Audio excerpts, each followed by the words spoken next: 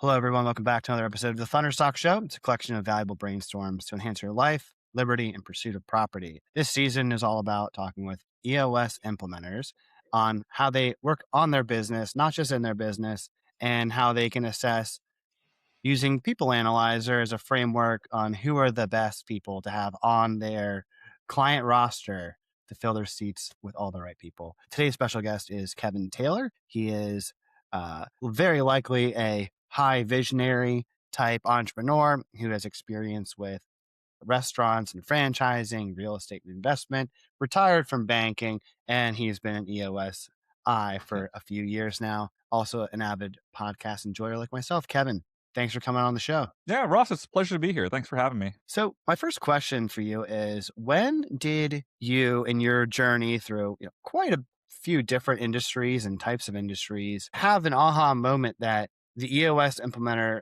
seat was the right one for you? Yeah, this was kind of a fun story. So the majority of my professional career was in banking, specifically in commercial banking.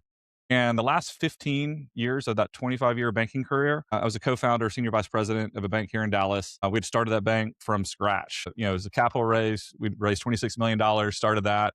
And it was about 5 years into that journey is when I was introduced to the book Traction. And like a lot of the books I had, it sat on my shelf for a few months before I even cracked it open. But after going through chapter one, taking that organizational checkup, going through the rest of that, I'm like, this is something that we should probably look at doing inside the bank. So gave a copy to our CEO who read it, loved it. And I'm embarrassed to say we never actually hired an implementer. We self-implemented this. And as we were going through, our original plan when we started the bank was to build it, sell it, do it all over again, 5 to 7 year plan. Well, when you get 10, 12 years into a 5 to 7 year plan and that hasn't happened, someone who's wired like me as a visionary Mm-hmm. starts to just ask questions and bump heads. Hey, where are we going? I always used to tease that I'm a terrible employee, like unhireable. I like building things. So it's a wonder that I was in that industry for 25 years. But so it was that time I started rereading Traction. And after rereading Traction, I'm like, we're doing some of this stuff not the way it says in this book. I mean, 3 to 5 core values, we've got 10. And then Mm. at best, a lot of these were aspirational. And then, just going through that, realizing we really didn't have an org or an accountability chart. It was more like an org chart. And it was actually my conversation with another banking friend of mine, worked at a separate bank, where I was just, we're just talking shop, talking through things. I may have been venting some of my frustrations. And he said, Kevin, I'm going to be open and honest with you here. If you wanted to come work with me at my bank, he goes, I don't know that I would hire you. It was like ego check, gut punch.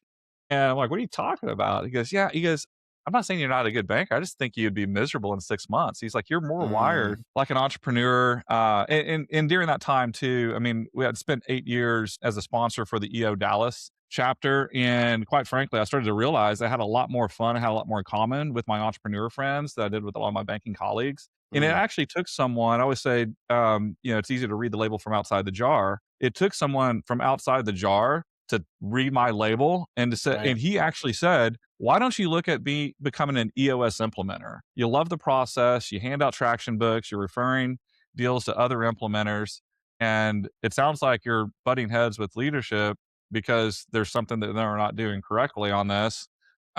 Yeah, I'm like, I don't know why I never thought of that. And so that's it. That was kind of the light bulb moment that went off for me of maybe I should look at doing something different. So you went from being inside of the jar to helping others to read their own label from inside their own jar. Yeah, and it's funny how things work out and how things happen.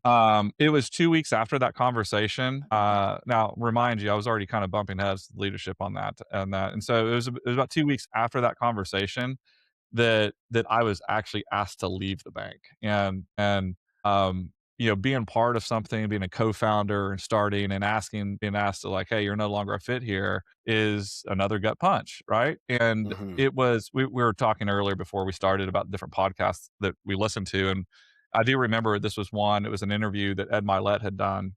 I remember it was in July of 2023, and he had a lady on there, Jamie Kern Lima had she was telling her story and how she was rejected from this product that she was selling, and how it was like the bottom of the very rock bottom for her when that happened, because she was like down to the last $1,000 in her account. And then you fast forward a year and a half later, I think was the time frame, she ends up selling her company for over $1 billion to L'Oreal.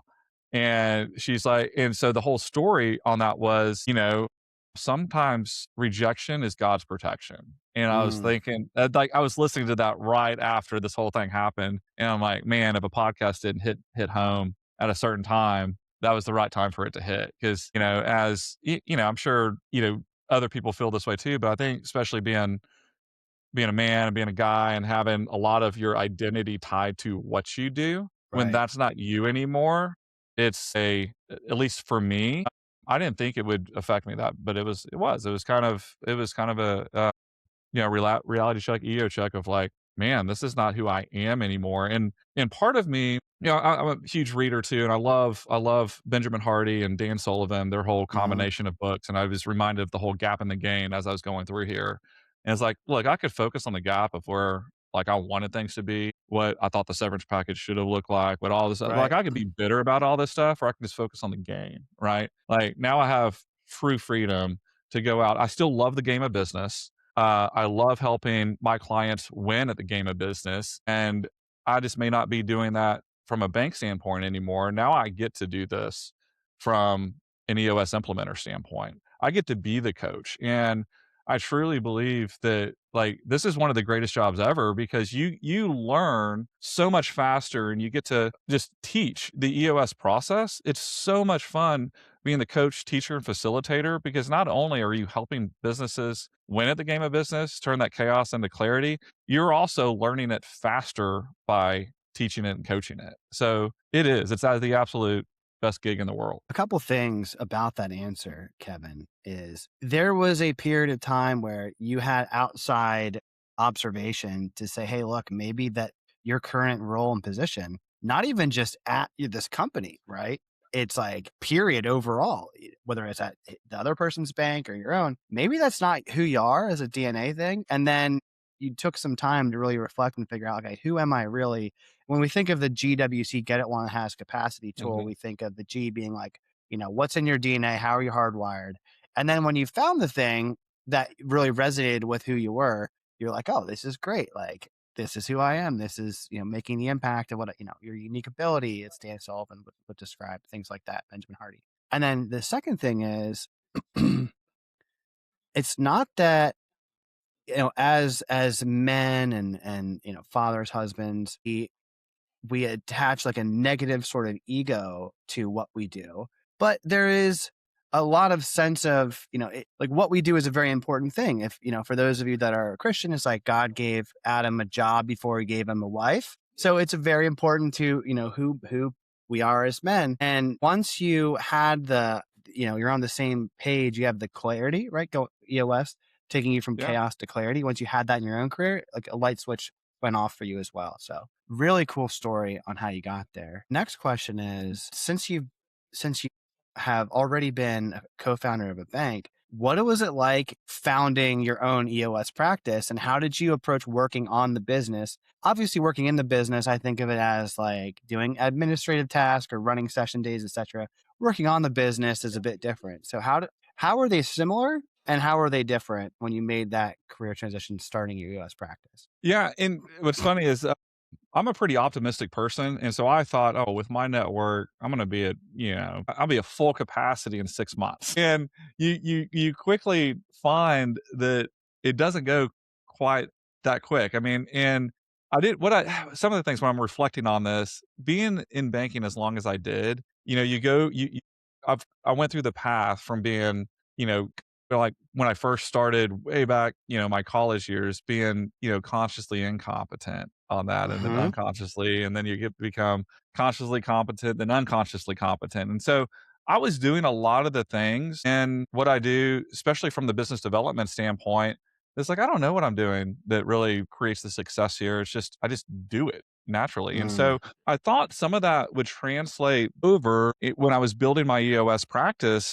and some of it maybe did a little bit, but it wasn't as quick as I thought it would be. And the cool thing about the banking industry is that every company out there needs a bank account. They're either banking with you or they're banking with someone else. And so it's something, it's a commodity. It's something that they have to have. And whereas I mean, I could argue every business needs EOS, but not every business does. It's not. I'll tell people too. And now, when I talk to companies, this is not for everyone. I mean, you Mhm. have to be growth oriented. You have to be open minded. You have to be willing to be open and honest. You have to be willing to be vulnerable with yourself, those around you. You have to be more afraid of the status quo than change.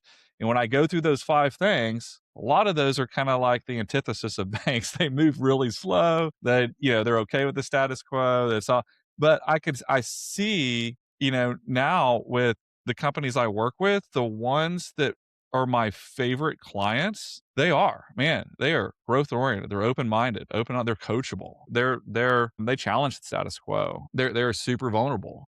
And one of you may get to this as a question, but one of the things I get asked more often than not is when we're rolling out EOS to the rest. When we finished vision building day 2 and we're talking about rollout and sharing the VTO, they're like, you want us to share like revenue with our, it's like, yeah, I mean, if you're not sharing it, Yeah. they're making up a story in their head. I mean, this is all about being open and honest, being vulnerable. And so that's some of the pushback that we get. And I will say the companies that have had that fear or that mindset early on that have trusted the process and have done that, they're like, it's like everyone's rowing in the same direction now because they know where we're headed. They know how we get there. They want to be a part of it. And I'm like, I don't want to say I told you so. No, I don't say that, but yeah, it's one of those. It's like trust the process. Interesting. Yeah, I can totally relate to growing the practice and the business just didn't happen as fast. But the point you made about there were things that you were competent at that you may not have known, like how or why you had those skills,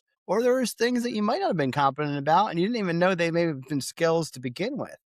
How have you developed skills in the owner's box since you started, right? So like, what are some of the ones that you assessed that you needed to develop, and what are some of the ways that you've worked on to improve? Yeah, what I've learned now, kind of sitting, yeah, I guess you say like in the owner's box is the help first part of that has been huge. Mhm. And I genuinely now approach things from the standpoint of just a curiosity standpoint.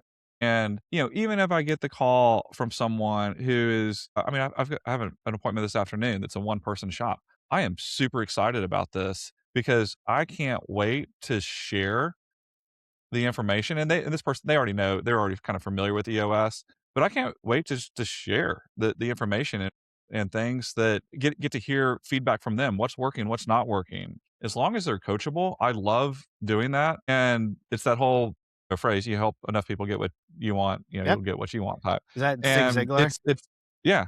And love that's something I've leaned into over the last, I would say, 12 months that I wasn't as leaned into as heavily early on was the help first.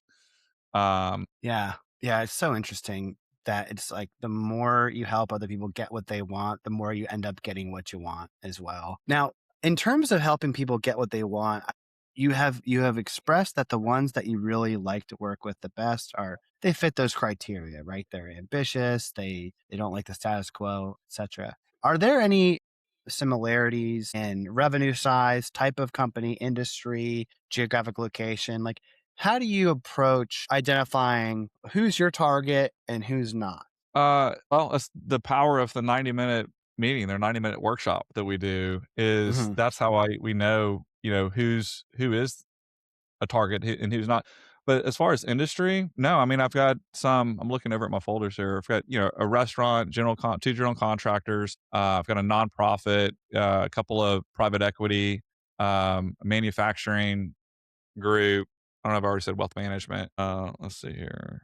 Yeah, security company, So as diverse as uh, it gets. therapists. The Yeah. therapists are, man, they're one of my favorites. They do really good. They do really good work. But Well, what's I guess funny they is I don't have understand any open and banks. honest pretty well. Yeah, but I don't have any banks in my portfolio, and I was like, that's the industry I know more about, or real estate. Banks and real estate, I know more about that industry than anything, and so I think it's funny when people are like, "Do you have experience in this industry? Do you have experience? Do you work with any of this?" And no, I mean, sometimes it's no, but the 2 industries I have the most experience in, I don't have any clients currently in that bucket. That's so fun. It's so funny. I can kind of relate to that. I had owned a like an e-commerce We did like online sales products like CPG. And that's the one industry that I just don't touch. Do I know it? Sure. But I also know the problems. And it's just like, hey, I know other industries too. I think the next question for you is how do you identify who's not a fit, right? Because it's easy to say, here's what I like, but I think saying no, because to decide I'd have to say, it's not just saying yes, it's knowing what to say no to as well. What are some of the telltale signs, whether it's, a new marketing strategy or growth strategy, or it's potential client? Like, how do you decide this is a good fit or more importantly, not a good fit? Like, what's not a good fit criteria? Yeah, if they're not coachable, they're Hmm. not a good fit. And it's like I've had some conversations when the first was like, "Oh, I know all about it," especially with we run on traction. I'm like, well, I already know that you don't. And they're like, I know the whole like all the stuff and so, we've been doing this for years, and I just need you to come in and help us kind of clean this up a little bit. And I'm like, that's not how this works. And and I've had people that have said that, and I've gone in and we've said the phrase GWC. And so I'll say, oh, they already know what they're talking about. So I say GWC, and they're like, well, what does that stand for? I'm like, okay. Uh-huh. So you really don't know this. And yeah, so the ones I would say to answer the ones that don't, the ones that already think that they know it all, that they're not coachable, again, the humility part of it. Open, honest, more afraid to ask questions, change. Yeah. Willing to be vulnerable. Um, the I love the ones that are like, "Look, I'm taking this with an open mind. I realize there's some gaps in here, and we don't know everything, and we're here to become our best." As long as they're willing to become their best and they're coachable and they follow the process, it will do wonders. Those are the ones I like working with. The ones that aren't, that's it's just not gonna be a fit. Makes me think of going back to the GWC framework. It's the ones that truly want it as displayed by their actions and behavior patterns, not just like say they want it. Like they want it, but they want it their way. They want the MEOS, not the Yeah, EOS, like pure to me. system. Yeah, I like Or the meat. I or haven't heard that one. Yeah. or they have like a capacity issue where they want something, they just want a little bit. They just want to taste like, hey, instead of like going through the program, just answer these questions, like be a consultant on call.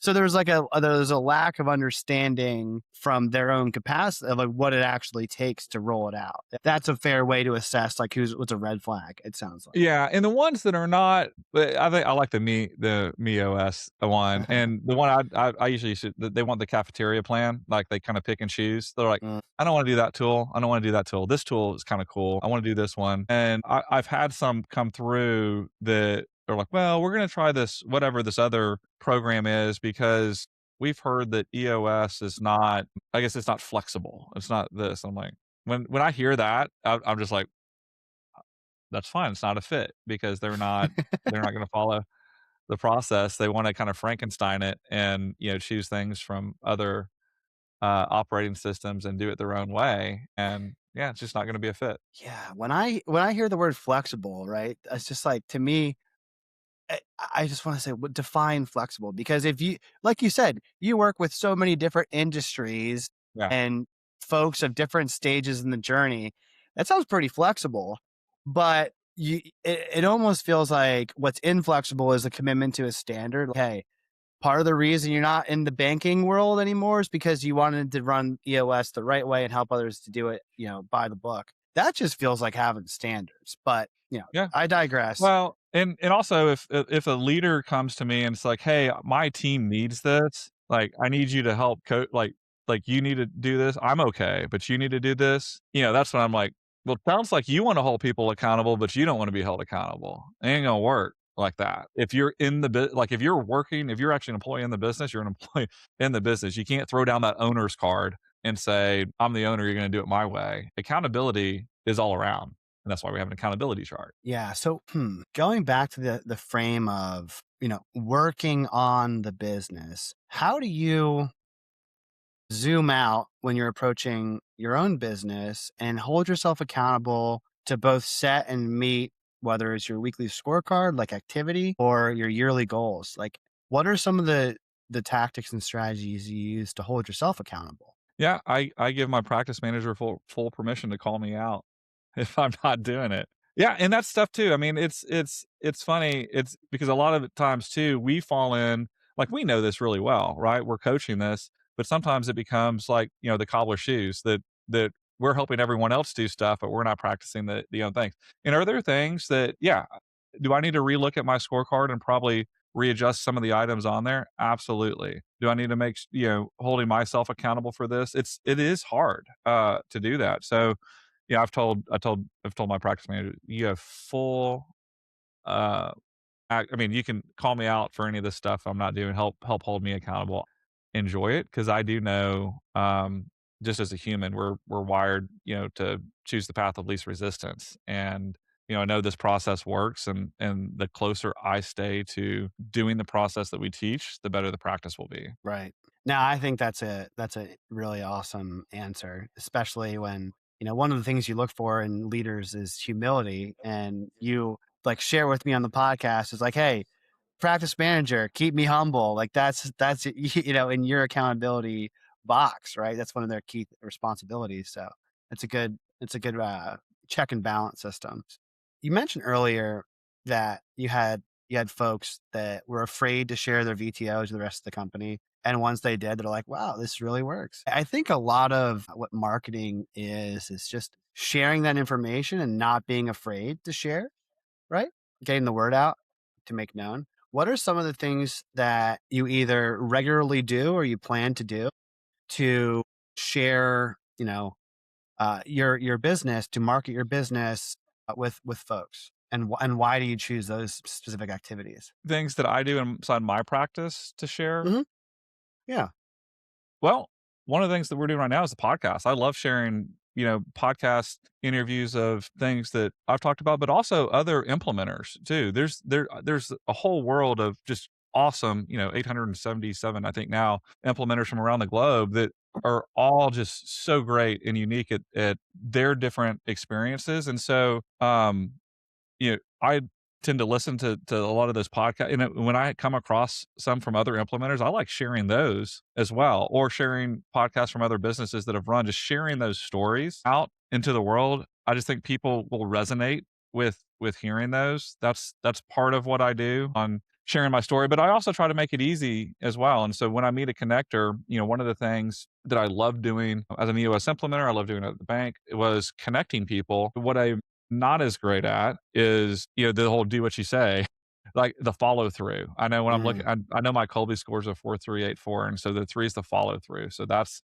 my lowest score. So I'm like, all right, I know it's hard for me to follow through, and I know a lot of the other people that are high quick starts or visionaries probably suffer from the same thing. So I always ask myself, how can I make this easy? I heard a guy a while back at one of the EO Dallas dinners that I went to, say a phrase that you got to realize one thing about Americans, that Americans are lazy and cheap. Fulfill one of mm, those needs, you're a millionaire. Fulfill two, you're a billionaire. And the whole premise I got from that is like, well, how do you make it easy? And so one of the things I do too is I have what I call my EOS one pager that just gives just a little bit of background about myself, what EOS is, and who am I fit for, who I'm not a fit for, and then the process. And so if someone is like, "Oh, you've got to meet Kevin," but they're like, "Oh, I don't know how to make the introduction or how to do all this stuff." I try to send those. Like I've got 3 of them. I get to send out today, but that I send to those connectors is like, just forward this. Like I've done all the hard work for you. It gives a little bit of my background, explains what EOS is, and that's who I'm a fit for, who I'm not fit for, and what the process looks like. Because I just feel like we can explain it very well. And like I wouldn't. I mean, Ross, you know EOS pretty well, so you can probably explain it. But a lot of people that don't know it really well, a lot of times they just don't do an introduction, or they forget to do an introduction, or they don't do the introduction well just because they're like, I don't know how to really say what it is. mm. But offering that like one pager, I think it just makes it easy. No, I think what you described about being self-aware of your Colby score, being like, hey, follow through, follow up is a hard thing. Can totally relate. I think I'm a 1 on that, right? I But know my if I struggle is real. Your struggle is really hard. my struggle is real. But because I'm aware of it and I don't pretend that it's not a problem, like I think that's a big problem. One of the things that it's recurring theme is, the idea of unconscious incompetence. The sooner you become conscious of an Yeah. incompetence, that's when you can start to solve it, right? It's like when you are in a session room with a client and they just don't want to put the elephant in the room on the table and solve it for issue processing, that's probably where it's like, look, this is why you guys pay me to like help draw out what the real issues is. But it's the same thing with skill development, right? When you're working on your business, like for me, if I didn't work on when I do calls, a Fathom note taker, like an AI note taker that says, hey, here's all the notes, the transcript. You don't have to worry about remembering things or writing down stuff. Just check the call script. That's been a lifesaver as an example. So I can totally relate. Well, I think it's also knowing thyself too, and I'm a Hmm. huge fan of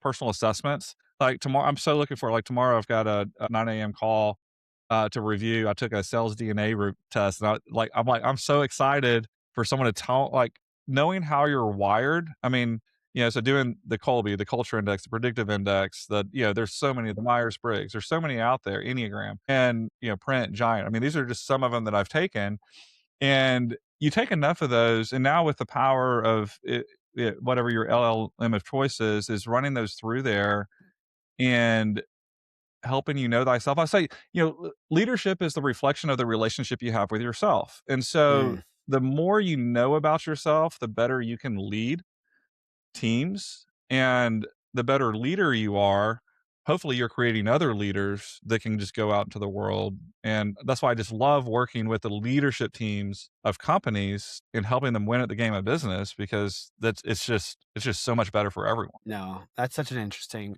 yeah, that framework you said about leadership. It's like a reflection of how well you know yourself. It Yeah. makes me think like before I even got into the corporate world, when I was like a freshman in college, I was introduced to Myers-Briggs assessment. First time I ever did assessment, Mm, I was like 18. And then I've done the Colby and all the other things. And one of the things going back to Myers-Briggs, ENTP was visionary, and then I also yeah. later on got some ENTJ, which is like executive. I was like, Yep. oh, fractional chief marketing officer.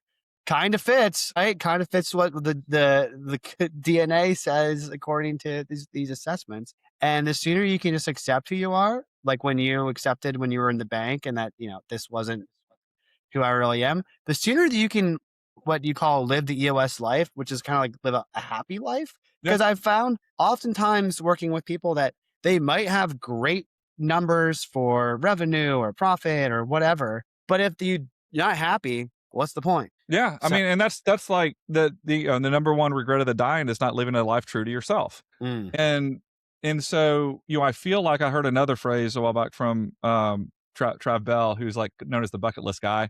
I love it. I'm sure someone else had said it, but I heard it from him first, where he said most people die at 40 but are buried at 80. And I'm like, whoa, how true is that? that's a Because major fear. yeah, you kind of get into that routine of doing things, and you're like, this is comfortable. This is Mm. comfortable. And but growth happens when you get out of the comfort zone. That's why, one of our session rules is, get comfortable being uncomfortable, and, address the elephant in the room. Like, things like that is where growth happens. And we're not naturally wired to get out of our comfort zone. As you said, especially in America, Yeah. solve a Lazy and cheap cheap. problem, solve a lazy problem.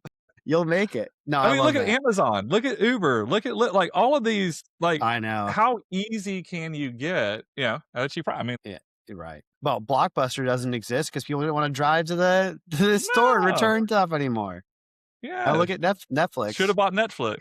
Yeah, yeah. So one last question for you, Kevin. We're right around the end of the show. Where can people contact you, get in touch? Yeah, I would say the easiest way is to reach out on LinkedIn. I'm probably on that one the most. I know we'll put probably my LinkedIn handle in there. I Mhm. think it's LinkedIn/Kevin Taylor, or Kevin K. Taylor on there. But yeah, no unusual spellings. But we'll put the link in there, I'm sure, in the show notes for the Perfect. link. But LinkedIn's probably the one I'm on the most. That's probably the best way to reach me, or just shoot me an email, kevin.taylor@eosworldwide.com. I get those emails. I'm in that every day. So that's probably the fastest way. Awesome. Well, thank you so much for your time today, Kevin, and thank you everyone for listening. I don't run ads in the show. My only ask is if you found this valuable, share it with a friend. Until next time, be well.